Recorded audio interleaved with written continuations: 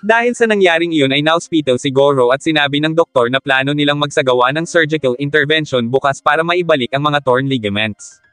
Nagulat sina Mr. Yamada nang malaman ang tungkol doon dahil 2 buwan na lang umano para sa spring tournament. Sinabi ng doktor na imposibleng makasali si Goro dahil 1 buwan ang semento sa paa nito bago tanggalin, at karaniwan pagkatanggal ng semento ay 1 buwan pa ulit ang pagpapagaling para makakilos ng maayos, pero sa kaso umano ng paa ni Goro ay masasabi ng doktor na 3 buwan pa bago iyon gumaling. Nagpaalam muna si Momoko kay Goro para umuwi muna sa kanila. Habang naglalakad ang mag-ina ay sakto namang dumaan si Igashira na dadalaw pala kay Goro. Nagulat si Goro sa pagdating nito pero batid niya na nagpunta lang naman yun doon para tingnan ang kondisyon niya, kaya direkta niya nang sinabi rito kung ano ang sinabi ng doktor. Nang malaman na hindi makakapaglaro si Goro sa elimination para sa spring tournament ay nagkunwari pa ito na nalungkot sabay ibinigay kay Goro ang kaunti niyang tulong, ngunit sa halip na tanggapin ay ibinato yun ni Goro sa mukha ni Igashira at sinabing kahit may injury siya ay hindi siya susuko sa gusto niyang mangyari. Nang sumunod na araw ay sinabi ni Mr. Yamada sa buong team na aabutin ng 3 buwan bago tuluyang gumaling si Goro kaya kailangan umano nilang magpursige at gawin ang lahat kahit wala si Goro sa game dahil kailangan pa rin nilang ituloy iyon.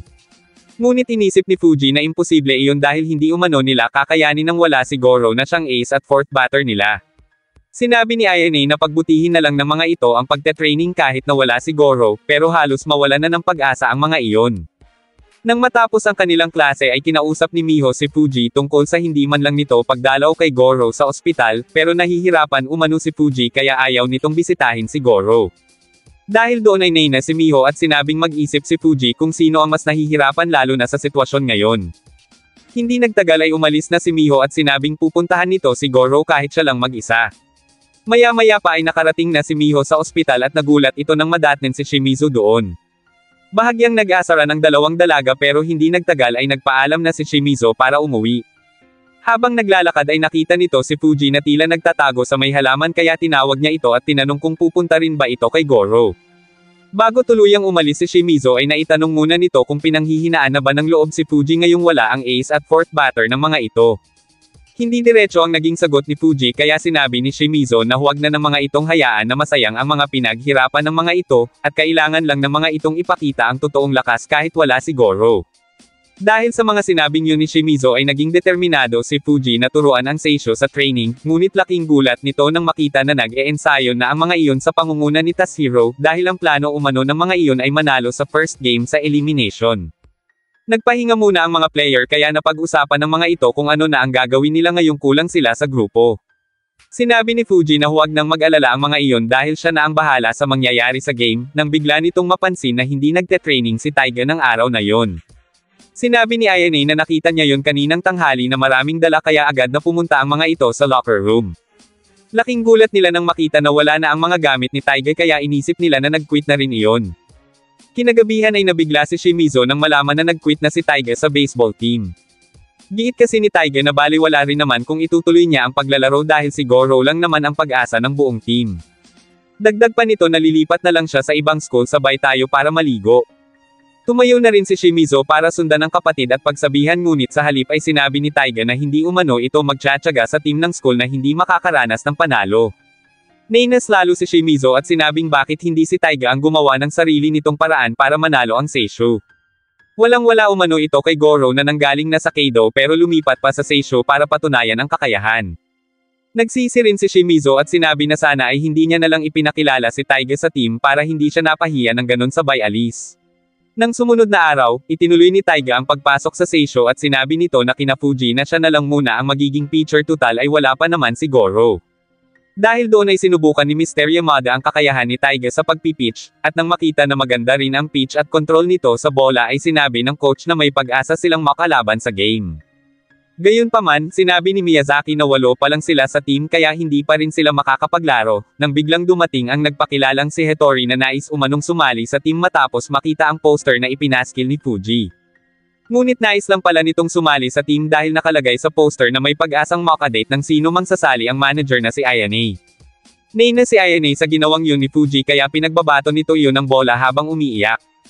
Kinahapunan ay pinuntahan muli ni Miho si Goro sa ospital, at dahil saktong lalabas na si Goro ay tinulungan na iyon ni Miho sa pag-iimpake ng gamit. Pagkarating sa bahay ay agad na ginamit ni Goro ang stretcher nito sa binti dahil pakiramdam umano nito ay nanghihina na ang mga binti nito. Nang makita yun ni Shigino ay inisip nito na may plano pa rin si Goro na sumali sa darating na tournament kaya pinagsabihan niya ito lalo na at konting panahon na lang ay malapit na itong pumasok sa pagiging professional kaya delikado umano sa mga player ang magka-injury at hindi mapapaganda kung tuluyang mapapasama ang binti ni Goro. Gayunpaman, sinabi ni Goro na sa ngayon ay nakafocus ang isip niya sa Kaido dahil pinaghahandaan niya ang paghaharap nila ni Toshi, Mayumura, at iba pang miyembro ng Kaido, kaya yun lang umano ang laman ng isip ni Goro at wala nang iba. Nang mga sumunod na araw ay nakita ni Shigino kung gaano kapursigido si Goro sa layunin nito. Makalipas ang isang buwan, habang nagte-training ang mga taga-Seisho ay nagulat ang mga ito sa pagdating ni Goro. Agad ng mga iyong kinumusta ang paa ni Goro kaya ang ginawa nito ay tumakbo ng mabilis upang maipakita na maayos na siya. Hindi nagtagal ay nag-training na rin si Goro sa pagpipitch, ngunit nang bumato na ito ay mapapansin na tila nabaguhan ito mula sa matagal na hindi pag-e-ensayo, hanggang sa bigla na lang itong natamba kaya ang ginawa ni Goro ay tumakbo muli para ipakita na kahit may injury siya ay kaya niya. Nakipagkita naman si Shigino kay Mr. Yamada para humingi ng pabor na huwag hayaan si Goro na makapaglaro sa darating na tournament. Ayaw kasi nito na makita muli na ganun ang anak niya tulad ng nangyari doon noong masira ang kanang braso niyon. Gayunpaman, persigido pa rin si Goro sa kanyang pag-e-ensayo at ginagawa niya iyon kahit pa masama ang panahon. Nang sumunod na araw ay masayang ibinalita ni Miho sa buong team na lumabas na ang match-up para sa tournament.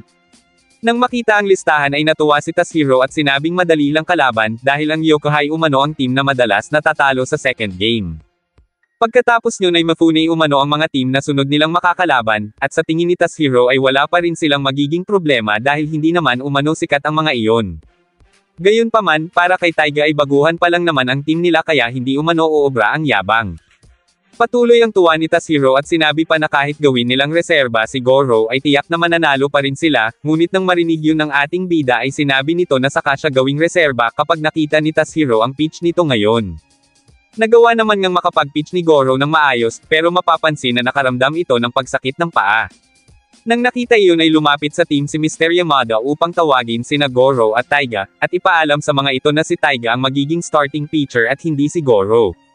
Nagtaka si Goro at sinabing naka-recover naman na siya, ngunit hindi umano sigurado si Mr. Yamada kung totoong naka-recover na nga ito kaya kailangan muna nitong kumuha ng permiso mula sa doktor, at kung mabibigyan umano si Goro ay ito na ang magiging starting pitcher. Gayunpaman, ipinilit pa rin ni Goro na okay na siya kaya sinabi ni Mr. Yamada na bilang advisor ay hindi niya mapapayagan na hayaan na lang basta ang kapalaran ng team sa kamay ng isang injured player. Dahil doon, kinabukasan ay hindi na gumising ng maaga si Goro kaya kinatok na ito ni Momoko, subalit sinabi ng ating bida na hindi niya kailangang pumunta sa laro dahil hindi naman siya makakapag-pitch. Pagkasara ng pinto ay saktong may nag-doorbell sa labas ng bahay ni Goro, at iyon ay sina Fuji at Tashiro na naroon para sunduin umano si Goro sa ilalim ng utos ng kanilang coach. Sumama naman si Goro at nang makarating sa lugar ay doon na sinabi ng coach na kaya niya ito ipinasundo ay dahil gusto ng buong team na naroon si Goro kahit hindi ito makapaglaro. Para kasi sa mga iyon, ang Seisho baseball team ay team na binubuo ni Goro. Kasunod nyo na ipinaubaya na ni Mr. Yamada kay Goro ang desisyon kung magpipitch ba ito o hindi, dahil ang laban na iyon ay laban umano ni Goro. Hindi nagtagal ay sinimulan na ang laro kung saan napagdesisyonan ni Goro na pagkatiwalaan ang kanyang team sa laro na iyon, dahil kung hindi ay paano pa umano sila magsisikap na makalaban ang Kaido. Inisip naman ng coach ng kabilang team na mabilis lang nilang mapapabagsak ang mga taga-Seisho dahil nalaman nito na first time pitcher lang si Taiga. Subalit dahil si Goro ang pinag-coach ni Mr. Yamada ay nagawang maka-score ng Seisho kaya sinabi niyo na may ibubuga pala ang kalaban ng kanilang team. Dahil naman doon ay masaya sina Fuji sa pag-iisip na mananalo sila sa laban, pero pagkabalik ng mga ito sa bench ay tumayo na si Goro para umalis at ipagpatuloy umano ang practice kaya ipinabahala muna nito kay Tashiro ang buong team. Pumayag naman ang mga ito dahil kahit papaano ay lumakas na umano ang loob nila mula nang naungusan nila ang second string ng Kaido. Nawala na rin umano ang kaba ng mga ito kaya tuluyan ang nagpaalam si Goro. Ngunit kasabay ng pangyayaring iyon ay sinabi ng coach ng kabilang team na oras na para magpakitang gila sa mga taga-Seisho. Simula noon ay naging masama na ang laro ng Seisho, hanggang sa matambakan na ang mga ito ng kalaban hanggang sa 7th inning kaya ipinatawag na ni Mr. Yamada kay Ayane si Goro para pabalikan iyon sa bench. Hindi makapaniwala si Goro na natambakan na ang team nila, pero ang sinabi ni Taiga ay nawala ng focus sa laro ang bawat isa sa kanila at nag-ambisyon agad na makakaharap nila ang Koshien na ganoong klaseng team ang meron sila. Tiningnan ni Shimizu ang hawak na scorebook ni Miho upang malaman kung saan nag-umpisang makascore ang kabilang team, at hindi ito makapaniwala nang makita na nakatatlong home run ang mga iyon. Patuloy na nagsalita si Taiga kaya hinila na ni Fuji ang damit nito at sinabing kanina pa iyon na wala ng ibang ginawa sa buong laro kundi ang magreklamo gayong panay ang depensa ng fielders. Sinaway naman ni Goro si Fuji at sinabing hindi yun ang tamang oras para pagtalunan iyon. Maya-maya pa ay tinawag na si Taiga para magbat kaya sinabi ni Goro na kailangan nitong makabase, at kung makaka-score umano ito ng isang run ay pwede na nilang pagtulungan mamaya yon. Ngunit sinabi ni Taiga na hindi kaya ng team nila na manalo sa larong iyon, at wala umanong mangyayari kung pipilitin ito. Dahil doon ay hinailan ni Goro si Taiga patalikod sabay sabi na umalis na ito dahil hindi umano nila kailangan sa team ang isang member na hindi kayang makipaglaban hanggang katapusan. Si Goro na ang pumwesto bilang batter, at sa pangalawang pitch ay nataman nito ang bola kaya kaagad itong tumakbo hanggang sa magawa nitong maka-score. Nag-alala naman ang lahat sa team tungkol sa binti ni Goro, pero sinabi ni Goro na imbis na mag-alala ang mga ito sa kanya, ang dapat isipin ng mga ito ay kung paano maipapanalo ang laban na iyon. Sunod na sumalang si Uchiyama bilang batter, habang sinabi naman ni Taiga na sa pagitan ng 7 run ay isinakripisyo pa talaga ni Goro ang injury nito. Naiinis kasi ito dahil sa pagpapakabayani umano ni Goro sa laban ay siya ang lumalabas na masama. Nag-react ang mga yun kaya ipinamukha nito kina Fuji na nakarating ang mga ito doon kahit konti lang ang experience at hindi nag-practice ng husto.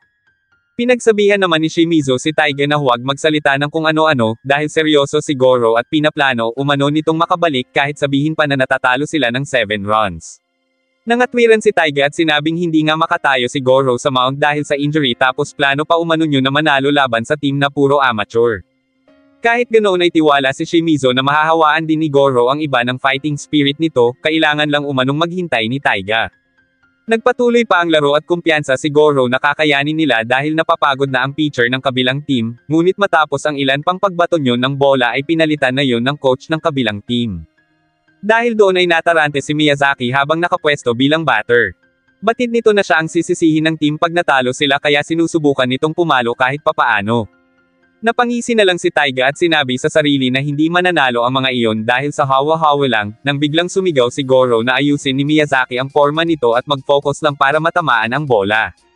Ipinaalala rin ni Goro na nag-practice ito ng kalahating taon para makapagbat ito ng tama, bagay na nakatulong kay Miyazaki dahil lumakas ang loob nito kaya nagawa nitong maka-score. Habang natutuwa ang team ng Seisho ay sinasabi naman ng coach ng kabilang team na nasa kanila pa rin ang huling halakhak.